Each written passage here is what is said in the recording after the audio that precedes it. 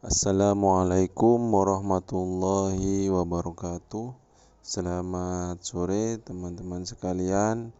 Alhamdulillah pada kesempatan kali ini kita masih diberi nikmat sehat dan nikmat sempat sehingga kita dapat menyelesaikan tugas keseharian kita tanpa ada halangan yang berarti. Baiklah teman-teman sekalian, pada kesempatan kali ini saya akan menyampaikan materi 2 pada mata kuliah ilmu budaya dasar berkenaan dengan manusia dan kebudayaan. Manusia sebagai makhluk yang paling unik dan memiliki peran juga yang sangat unik dapat dilihat dari berbagai macam perspektif. Sebagai contoh, misalkan dalam ilmu kimia, manusia itu dipandang sebagai kumpulan dari partikel-partikel atom yang membentuk jaringan-jaringan sistem yang dimiliki oleh manusia. Sedangkan ilmu fisika memandang bahwa manusia merupakan kumpulan dari berbagai sistem fisik yang saling terkait satu sama lain dan merupakan kumpulan dari energi. Sedangkan ilmu biologi mengatakan bahwa manusia merupakan makhluk biologis yang tergolong dalam golongan makhluk mamalia. Sedangkan dalam ilmu-ilmu sosial, manusia dipandang sebagai makhluk yang ingin memperoleh keuntungan atau selalu memperhitungkan setiap kegiatan. Ini pandangan dari ilmu ekonomi. Sedangkan ilmu sosiologi memandang bahwa manusia merupakan makhluk sosial yang tidak dapat berdiri sendiri. Artinya membutuhkan bantuan orang lain. Sedangkan ilmu politik mengatakan bahwa manusia merupakan makhluk yang selalu ingin mempunyai kekuasaan. Dan terakhir, filsafat memandang bahwa manusia makhluk yang berbudaya, sering disebut Homo humanus. Tentunya masih banyak perspektif atau pandangan-pandangan lainnya tentang manusia. Hal itu disebabkan oleh berbagai macam latar belakang yang mendasari dari pandangan tersebut. Nah, dari definisi tersebut kita dapat melihat bahwa manusia itu selain dapat dipandang dari berbagai macam perspektif, juga mempunyai banyak kepentingan. Nah, pertanyaan mendasarnya adalah, siapakah sebenarnya manusia itu? Dengan berdasar pada uraian-uraian tadi di atas, tentu kita akan mengalami kesulitan dalam menjawab pertanyaan tersebut atau pertanyaan tentang siapakah sebenarnya manusia itu. Oleh karena itu, mari kita coba menerangkan siapa manusia itu dari unsur-unsur yang membangun manusia tersebut. Di sini ada 2 pandangan yang kita jadikan acuan untuk menjelaskan tentang unsur yang membangun manusia. Yang pertama adalah bahwa manusia itu terdiri dari 4 unsur yang saling terkait. 4 unsur tersebut yaitu jasad, hayat, ruh, dan nafas. Jasad adalah badan kasar yang nampak pada luarnya, dapat diraba dan difoto tentunya, dan menempati ruang dan waktu, itu jasad. Hayat itu mengandung unsur hidup yang ditandai dengan gerak. Jadi kalau sudah tidak bergerak artinya mati. Yang ketiga, ruh, bimbingan dan pimpinan Tuhan, daya yang bekerja secara spiritual dan memahami kebenaran, suatu kemampuan mencipta yang bersifat konseptual yang menjadi pusat lahirnya kebudayaan. Dan terakhir, nafas dalam pengertian diri atau keakuan, yaitu kesadaran tentang diri sendiri.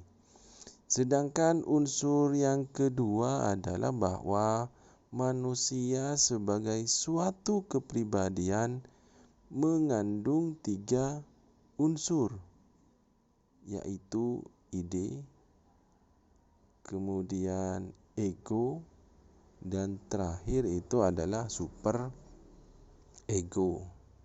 Nah, apa itu ide? Nah, ide itu merupakan struktur kepribadian yang paling primitif dan paling tidak nampak. Ide merupakan libido murni atau energi psikis yang menunjukkan ciri alami yang irasional dan terkait dengan seks, yang secara instingtual menentukan proses-proses ketidaksadaran. Nah, ide ini tidak berhubungan dengan lingkungan luar, tetapi terkait dengan struktur lain kepribadian yang pada gilirannya menjadi mediator antara insting ID dengan dunia luar. Nah, kemudian ego merupakan bagian atau struktur kepribadian yang pertama kali dibedakan dari ide. Seringkali disebut sebagai kepribadian dalam tanda kutip eksekutif, karena perannya dalam menghubungkan energi ide ke dalam saluran sosial yang dapat dimengerti oleh orang lain. Perkembangan ego terjadi antara usia 1 dan 2 tahun. Pada saat anak secara nyata berhubungan dengan lingkungannya, ego diatur oleh prinsip realitas. Ego sadar akan tuntunan lingkungan luar dan mengatur tingkah laku, sehingga dorongan instingtual ide dapat dipuaskan dengan cara yang dapat diterima. Nah, yang ketiga adalah super ego. Nah, super ego ini merupakan struktur kepribadian yang paling akhir. Munculnya itu kira-kira pada usia 5 tahun. Dibandingkan dengan ide dan ego yang berkembang secara internal dalam diri individu, super ego ini terbentuk dari lingkungan eksternal. Jadi, super ego merupakan kesatuan standar-standar moral yang diterima oleh ego dari sejumlah agen yang mempunyai otoritas di dalam lingkungan luar diri. Biasanya merupakan asimilasi dari pandangan-pandangan orang tua. Nah, dari uraian di atas dapat dikaji aspek tindakan manusia dengan analisa hubungan antara tindakan dan unsur-unsur manusia. Misalnya, orang yang senang terhadap penyimpangan terhadap nilai-nilai masyarakat dapat diidentifikasi bahwa orang tersebut lebih dikendalikan oleh ide dibanding super egonya. Atau seringkali ada kelainan yang terjadi pada manusia. Misalnya, orang yang berparas buruk dan bertubuh pendek berani tampil ke muka umum dapat diterangkan dengan mengacu pada unsur nafas atau kesadaran diri. yang dimiliki oleh orang tersebut. Nah, kesemua unsur tersebut dapat digunakan sebagai alat analisa bagi tingkah laku manusia. Nah, selanjutnya kita akan membahas tentang hakikat manusia. Yang pertama adalah bahwa manusia itu makhluk ciptaan Tuhan yang terdiri dari tubuh, jiwa sebagai satu kesatuan yang utuh. Nah, tubuh adalah materi yang dapat dilihat sebagaimana dijelaskan tadi, diraba, dirasa, wujudnya konkret tetapi tidak abadi. Jika manusia itu meninggal, tubuhnya hancur dan lenyap. Jiwa terdapat di dalam tubuh, tidak dapat dilihat, tidak dapat diraba, sifatnya abstrak tetapi abadi. Ingat, jiwa itu sifatnya abstrak tetapi abadi. Jika manusia meninggal, jiwa lepas dari tubuh dan kembali ke asalnya, yaitu Tuhan.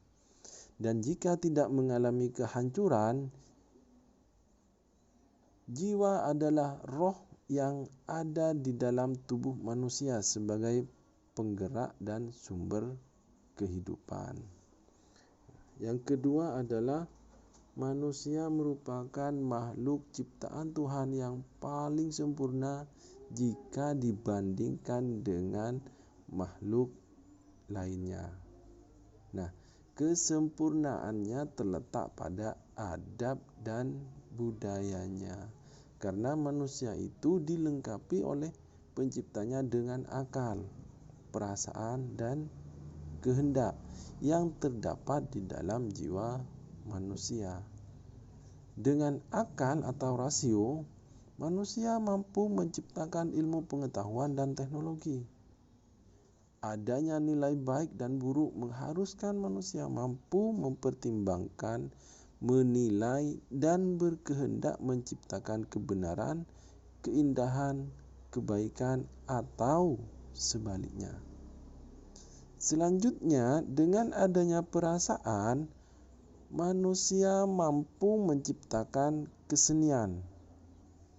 Daya rasa dalam diri manusia itu ada dua macam, yaitu perasaan indrawi dan perasaan rohani. Nah, perasaan indrawi adalah rangsangan jasmani melalui panca indera. Tingkatnya rendah dan terdapat pada manusia atau binatang. Perasaan rohani adalah perasaan luhur yang hanya terdapat pada manusia. Contohnya adalah perasaan intelektual, perasaan etis, kemudian perasaan estetis, perasaan diri, perasaan sosial, dan terakhir perasaan religius. Nah, perasaan religius ini berkenaan dengan agama atau kepercayaan. Seseorang itu akan merasa tentram jiwanya apabila ia sudah tawakal atau berpasrah diri kepada Tuhan dengan mematuhi segala perintah dan menjauhi larangannya. Nah, perasaan sosial ini berkenaan dengan kelompok atau korp atau hidup bermasyarakat, ikut merasakan kehidupan orang lain.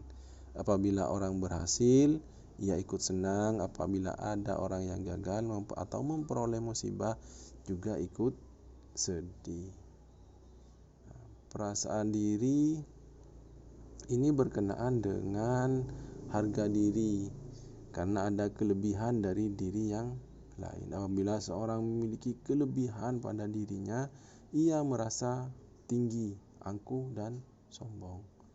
Tapi sebaliknya, apabila ada kekurangan pada dirinya, ia merasa rendah diri dan minder. Nah, perasaan estetis itu berkenaan dengan keindahan, sedangkan perasaan etis berkenaan dengan baik dan buruk. Sedangkan perasaan intelektual itu berkenaan dengan pengetahuan. itu hakikat dari manusia. Sedangkan yang ketiga adalah manusia merupakan makhluk biokultural atau makhluk hayati yang budayawi. Nah, manusia adalah produk dari saling tindak atau interaksi faktor-faktor hayati dan budayawi. Sebagai makhluk hayati, manusia dapat dipelajari dari segi-segi anatomi, fisiologi atau faal, biokimia, psikobiologi, patologi, genetika, biodemografi, evolusi biologisnya, dan sebagainya. Nah, sebagai makhluk budayawi, manusia dapat dipelajari dari segi-segi kemasyarakatan, kekerabatan, psikologi sosial, kesenian, ekonomi, bahasa, dan lain sebagainya. Terakhir adalah pada hakikatnya manusia adalah makhluk ciptaan Tuhan yang terikat dengan lingkungan dan mempunyai kualitas dan martabat karena kemampuan bekerja dan berkarya. Manusia dalam konteks kehidupan konkret adalah makhluk alamiah yang terikat dengan lingkungan ekologi, memiliki sifat-sifat alamiah dan tunduk pada hukum alamiah pula. Manusia mempunyai 3 taraf, yaitu estetis, etis, dan religius. Dengan kehidupan estetis, manusia mampu menangkap dunia sekitarnya sebagai dunia yang mengagumkan dan mengungkapkan kembali dalam bentuk karya, misalkan dalam tulisan, tarian, nyanyian yang indah, dan lain sebagainya. Sedangkan taraf etis, manusia meningkatkan kehidupan estetis ke dalam tingkatan manusiawi dalam bentuk-bentuk keputusan bebas dan dapat dipertanggungjawabkan. Dan terakhir, taraf religius ini memandang bahwa manusia menghayati pertemuannya dengan Tuhan. Selanjutnya, kebudayaan. Apa itu kebudayaan? Sebenarnya ada banyak ahli yang mendefinisikan tentang apa itu kebudayaan. Tapi di sini saya hanya mengutip 2 pendapat ahli.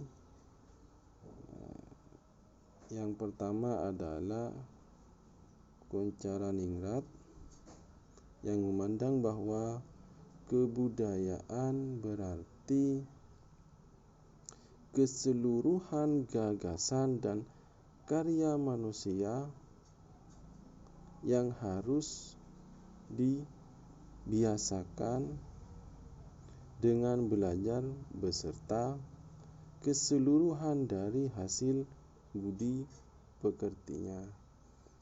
Yang kedua, saya mengutip pendapatnya Hober dan Luhon yang memandang bahwa kebudayaan terdiri atas berbagai pola bertingkah laku, pikiran, perasaan, dan reaksi yang diperoleh dan terutama diturunkan oleh simbol-simbol yang menyusun pencapaiannya secara tersendiri dari kelompok-kelompok manusia. Nah, termasuk di dalamnya perwujudan benda-benda materi.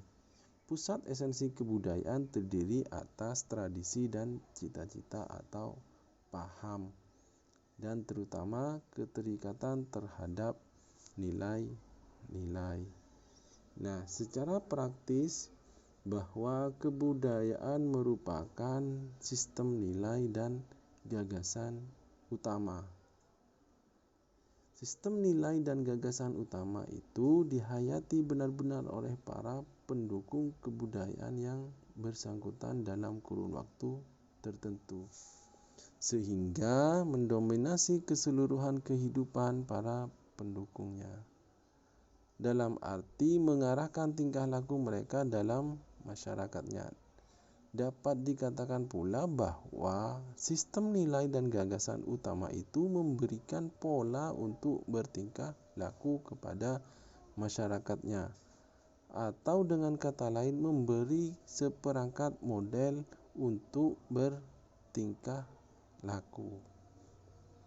Sistem nilai dan gagasan utama sebagai hakikat kebudayaan terwujud dalam 3 sistem kebudayaan secara terperinci, yaitu sistem ideologi, sistem sosial, dan sistem teknologi. Sistem ideologi meliputi etika, norma, adat istiadat, peraturan hukum yang berfungsi sebagai pengarahan untuk sistem sosial dan berupa interpretasi operasional dari sistem nilai dan gagasan utama yang berlaku dalam masyarakat. Sedangkan sistem sosial meliputi hubungan dan kegiatan sosial di dalam masyarakat, baik yang terjalin di dalam lingkungan kerabat maupun yang terjadi dengan masyarakat lebih luas serta pemimpin-pemimpinnya. Pengendalian masyarakat dan pemimpin berkembang dengan nilai budaya dan gagasan utama yang berlaku. Nah, yang ketiga, sistem teknologi. Sistem teknologi meliputi segala perhatian serta penggunaannya sesuai dengan nilai budaya yang berlaku. Nah, dalam kebudayaan yang terutama agraris misalnya, dengan sendirinya sistem teknologi sesuai dengan keperluan pertanian. Selanjutnya kita akan bahas tentang unsur-unsur kebudayaan. Ada kurang lebih 7 unsur-unsur kebudayaan.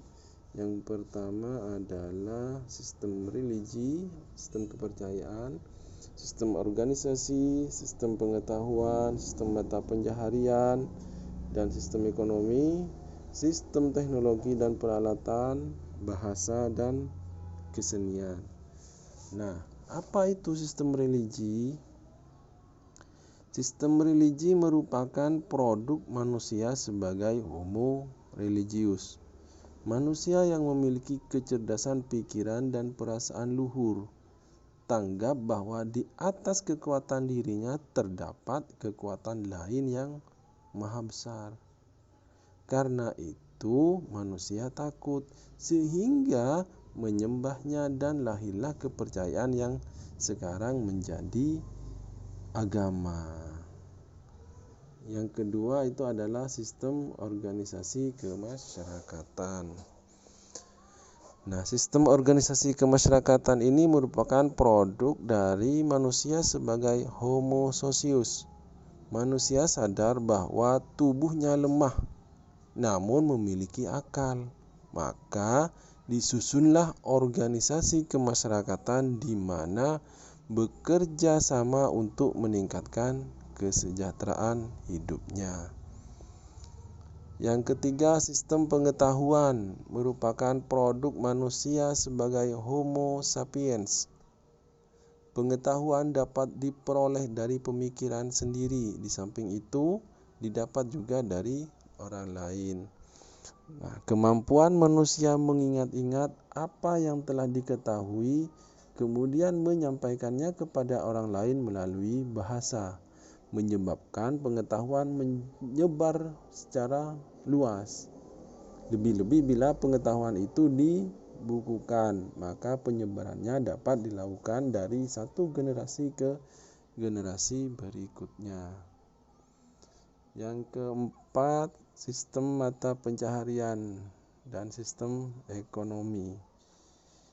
Nah, ini merupakan produk manusia sebagai homo economicus, menjadikan tingkat kehidupan manusia secara umum terus meningkat.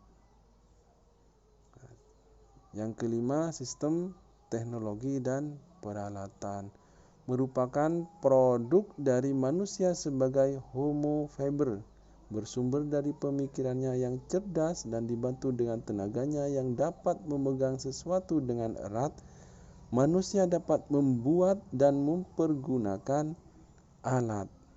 Nah, dengan alat-alat yang diciptakannya, manusia dapat lebih mampu mencukupi kebutuhannya daripada makhluk yang namanya binatang. Yang keenam, bahasa. Nah, ini merupakan produk dari manusia sebagai Homo longuens. Bahasa manusia pada mulanya diwujudkan dalam bentuk tanda atau kode, yang kemudian disempurnakan dalam bentuk bahasa lisan dan akhirnya menjadi bentuk bahasa tulisan. Nah, yang ketujuh, kesenian. Ini merupakan hasil dari manusia sebagai Homo aestheticus. Setelah manusia dapat mencukupi kebutuhan fisiknya, maka dibutuhkan kebutuhan psikisnya untuk dipuaskan. Oleh sebab itu, manusia bukan lagi semata-mata memenuhi kebutuhan perutnya saja. Mereka juga perlu pandangan mata yang indah, suara yang merdu untuk didengar, yang semuanya dapat dipenuhi melalui kesenian. Wujud kebudayaan. Menurut dimensinya, wujud kebudayaan itu dapat diklasifikasikan menjadi 3. Yang pertama, kompleks gagasan, konsep, dan pikiran manusia. Yang kedua, kompleks aktivitas. Dan yang terakhir adalah wujud benda. Nah, yang pertama, kompleks gagasan. Wujud ini disebut sistem budaya. Sifatnya abstrak, tidak dapat dilihat dan berpusat pada kepala-kepala manusia yang menganutnya. Atau dengan perkataan lain, dalam alam pikiran warga masyarakat di mana kebudayaan bersangkutan hidup, kalau warga masyarakat tadi menyatakan gagasan mereka dalam tulisan, maka lokasi dari kebudayaan ideal sering berada dalam karangan dan buku-buku hasil karya para penulis warga masyarakat yang bersangkutan. Sekarang, kebudayaan ideal juga banyak tersimpan dalam disk, arsip, koleksi mikrofilm, dan microfiche, data lain sebagainya. Yang kedua adalah kompleks aktivitas.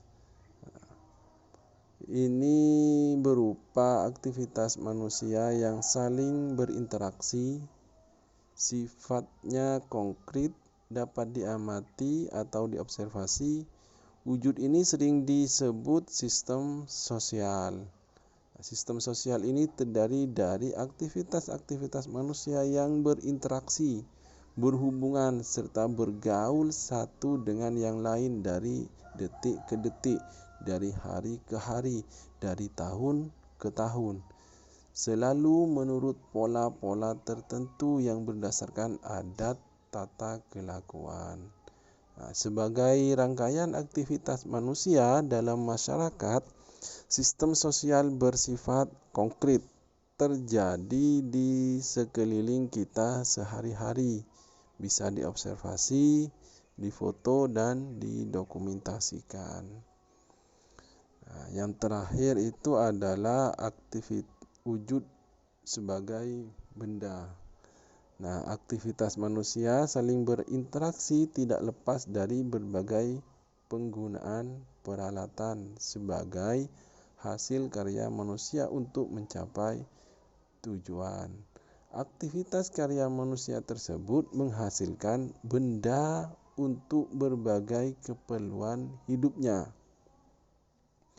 Nah, kebudayaan dalam bentuk fisik yang konkret bisa juga disebut kebudayaan fisik, mulai dari benda yang diam sampai benda yang bergerak.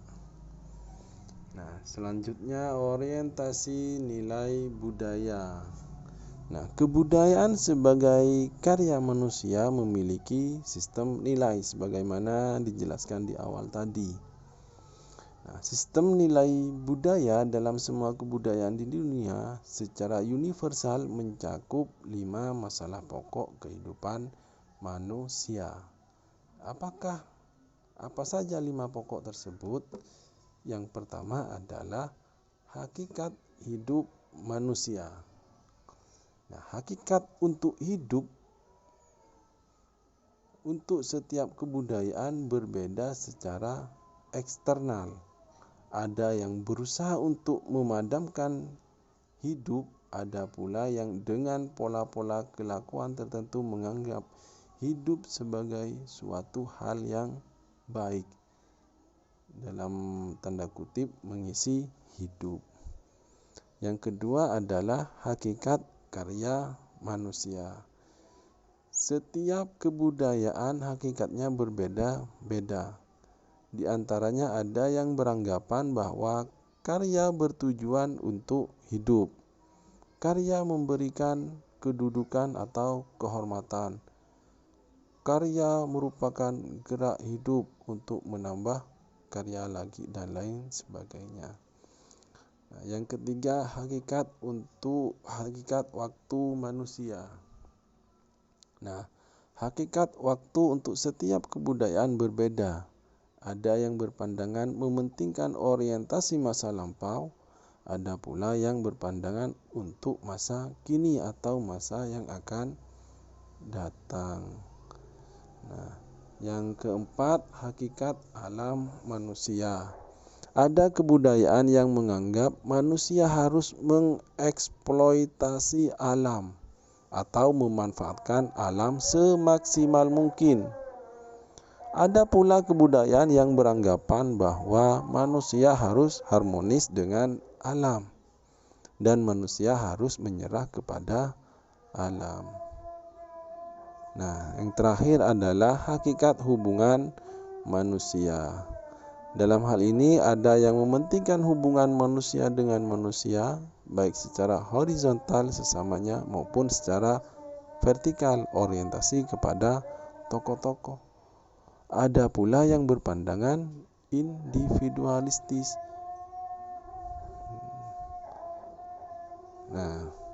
Kemudian perubahan kebudayaan. Pada prinsipnya tidak ada kebudayaan yang statis. Statis itu artinya dia mandek. Semua kebudayaan mempunyai dinamika dan gerak. Gerak kebudayaan sebenarnya adalah gerak manusia yang hidup dalam masyarakat yang menjadi wadah kebudayaan tadi.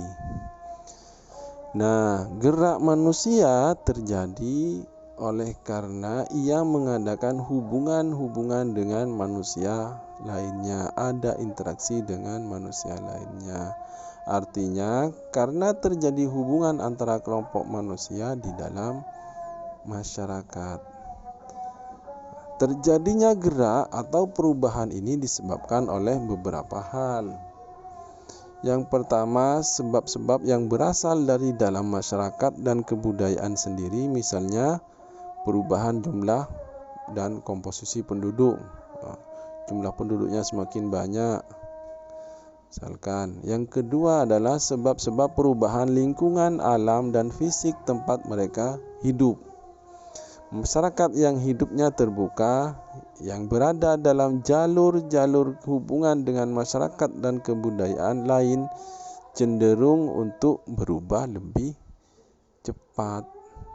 Perubahan ini selain karena jumlah penduduk dan komposisinya juga karena adanya difusi kebudayaan, penemuan-penemuan baru khususnya di bidang teknologi dan inovasi. Perubahan sosial dan perubahan kebudayaan keduanya ini sangat berbeda. Dalam perubahan sosial terjadi perubahan struktur sosial dan pola-pola hubungan sosial, antara lain sistem politik dan kekuasaan, persebaran penduduk, sistem status, hubungan-hubungan di dalam keluarga. Perubahan sosial adalah segala perubahan pada lembaga-lembaga kemasyarakatan di dalam suatu masyarakat yang mempengaruhi sistem sosialnya. termasuk di dalamnya nilai-nilai, sikap-sikap, dan pola-pola perilaku di antara kelompok-kelompok masyarakat. Nah, sedangkan perubahan kebudayaan atau akulturasi terjadi apabila suatu kelompok manusia dengan kebudayaan tertentu dihadapkan pada unsur-unsur suatu kebudayaan yang asing yang berbeda sedemikian rupa, sehingga unsur-unsur kebudayaan asing itu dengan lambat laun diterima dan diolah ke dalam kebudayaan sendiri, tanpa menyebabkan hilangnya kepribadian kebudayaan itu sendiri. Nah, perubahan kebudayaan ialah perubahan yang terjadi dalam sistem ide yang dimiliki bersama oleh para warga masyarakat atau sejumlah warga masyarakat yang bersangkutan, antara lain aturan-aturan, norma-norma yang digunakan sebagai pegangan dalam kehidupan, juga teknologi, selera, rasa keindahan, dan bahasa. Nah, proses akulturasi atau perubahan kebudayaan di dalam sejarah kebudayaan terjadi dalam masa-masa silam. Biasanya suatu masyarakat hidup bertetangga enggan dengan masyarakat-masyarakat lainnya dan antara mereka terjadi hubungan-hubungan. Mungkin dalam lapangan perdagangan, misalkan pemerintahan dan sebagainya. Pada saat itulah unsur-unsur masing-masing kebudayaan saling menyusup. Proses migrasi besar-besaran dahulu kala mempermudah berlangsungnya akulturasi tersebut. Beberapa masalah yang menyangkut proses akulturasi adalah: pertama, unsur kebudayaan asing yang mudah diterima. Unsur kebudayaan kebendaan seperti peralatan yang terutama sangat mudah dipakai dan dirasakan sangat bermanfaat bagi masyarakat yang menerimanya. Contohnya alat tulis yang banyak dipergunakan orang Indonesia diambil dari unsur kebudayaan barat.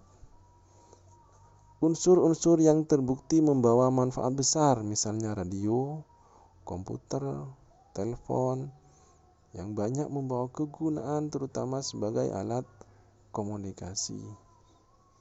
Kemudian unsur yang dengan mudah disesuaikan dengan keadaan masyarakat yang menerima unsur-unsur tersebut, seperti mesin penggiling padi yang dengan biaya murah serta pengetahuan teknis yang sederhana dapat digunakan untuk memperlengkapi pabrik-pabrik penggilingan. Itu beberapa contoh atau unsur-unsur kebudayaan asing yang mudah diterima. Kemudian yang kedua, unsur atau kebudayaan asing yang sulit diterima oleh suatu masyarakat. Misalnya unsur yang menyangkut sistem kepercayaan seperti ideologi, falsafah hidup, dan lain-lain. Yang kedua, contohnya adalah unsur-unsur yang dipelajari pada taraf pertama proses sosialisasi.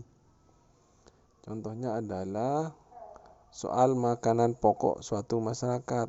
Nasi sebagai makanan pokok sebagian besar masyarakat Indonesia sukar sekali diubah dengan makanan pokok lainnya.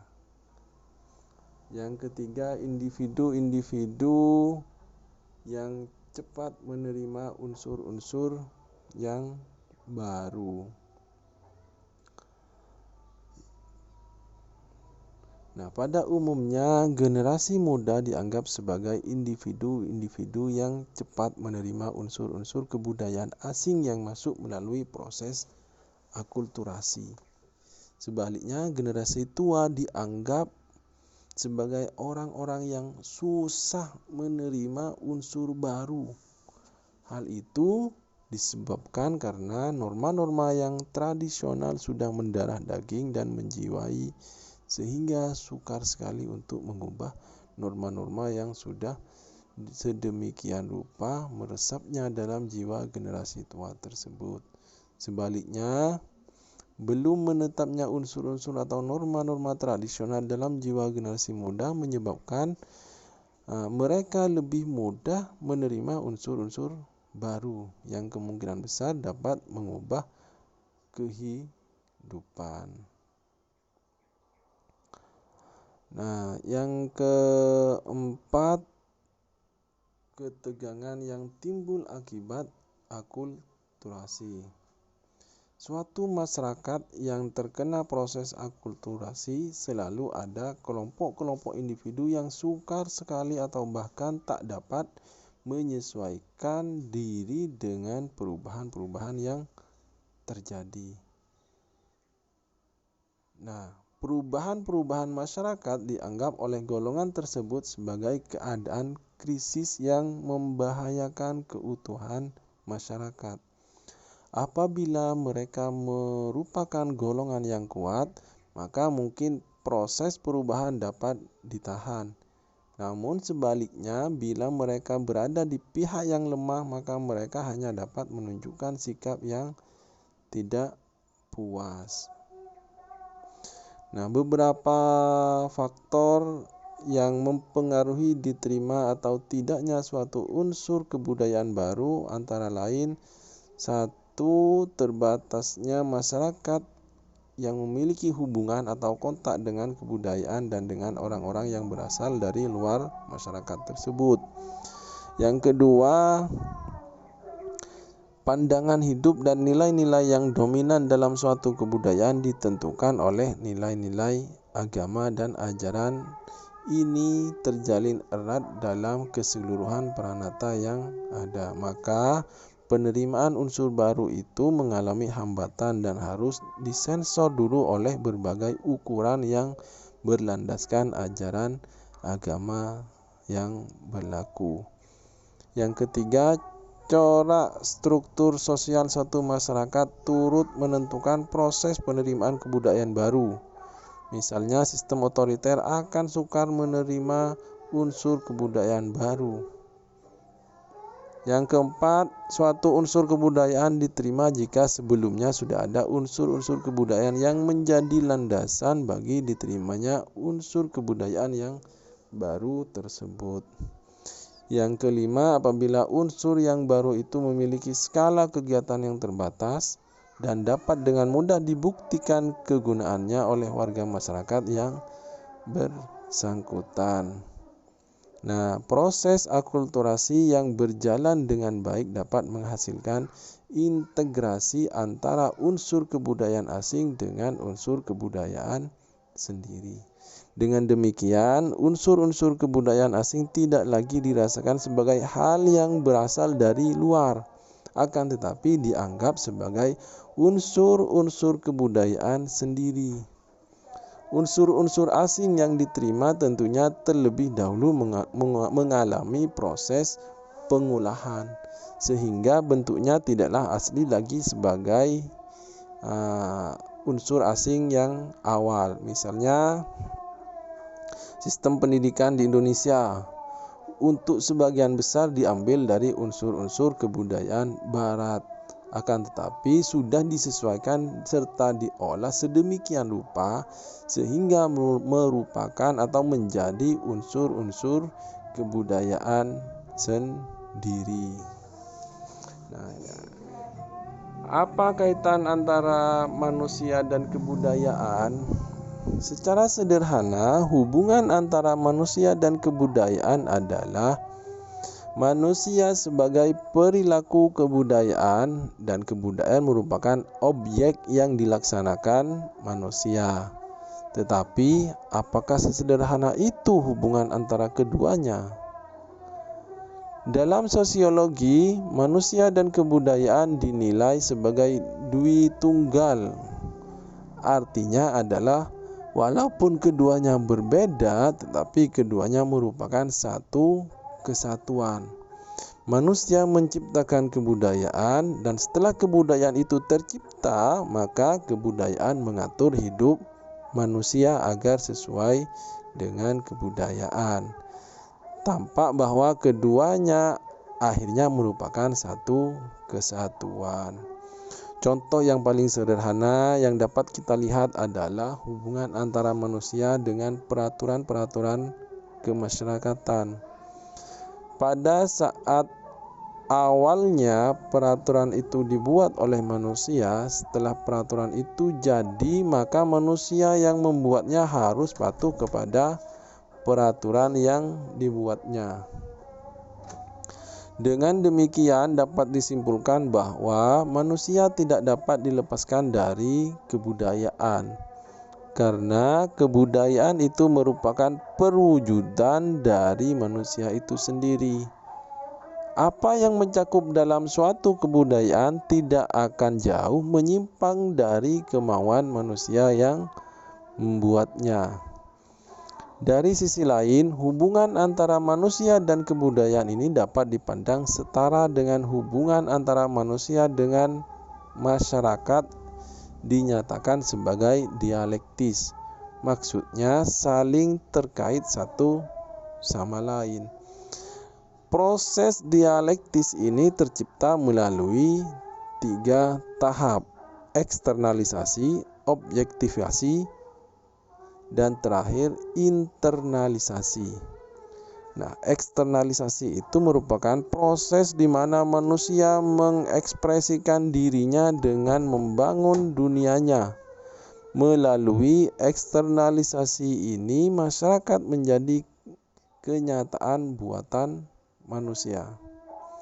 Objektivasi yaitu proses di mana masyarakat menjadi realitas objektif, yaitu suatu kenyataan yang terpisah dari manusia dan berhadapan dengan manusia. Dengan demikian, masyarakat dengan segala peranata sosialnya akan mempengaruhi bahkan membentuk perilaku manusia. Yang ketiga, internalisasi, yaitu proses di mana masyarakat disergap kembali oleh manusia. Maksudnya adalah bahwa manusia mempelajari kembali ke masyarakatnya sendiri agar dia dapat hidup dengan baik, sehingga manusia menjadi kenyataan yang dibentuk oleh masyarakat. Manusia dan kebudayaan atau manusia dan masyarakat oleh karena itu mempunyai hubungan yang berkaitan sangat erat satu sama lain. Pada kondisi sekarang ini kita tidak dapat lagi membedakan mana yang lebih awal muncul, manusia atau kebudayaan.